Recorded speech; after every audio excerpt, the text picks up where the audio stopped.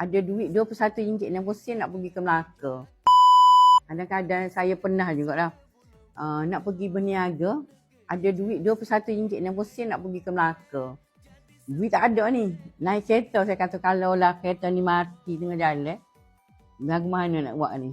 Tapi tak, pergi beli sampai di Melaka dengan izin Allah tak. Kita dapat apa? Pertama dipilih sebagai usahawan usahawan untuk SDSI kan. Usahawan contohlah untuk negeri Kelantan lah. Saya dapat duit RM1,000 daripada RM21 dah ni. Daripada situ juga kita berniaga di barang kita, produk kita. Bolehlah RM2-3,000 pula situ. Lepas tu kerajaan negeri bagi pula RM1,000 pula. Baik kerajaan negeri kita ni. Okay.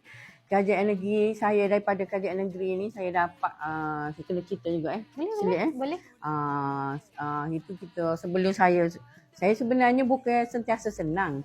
Dan saya pernah mengalami kejatuhan. Tadi tak cerita lah pasal kejatuhan tu. Sebab saya nak bagi semangat. Kita jatuh sedih-sedih ni, kita sipeh ke kita. Sikit-sikit boleh royak lah. Tapi kita pernah lah kilang nak ditutup.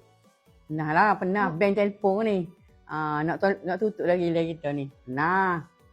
Itu biasa untuk sawan. Pernah juga kita keluarkan produk kita RM400,000. Tapi kita loss RM200,000. Mana tu Pernah lah benda tu berlaku. Jadi kita pernah melalui titik kosong jugalah dalam perniagaan kita. Ada duit tadi 21, pernah duit RM12 dalam bank. Semua bank tak ada dah.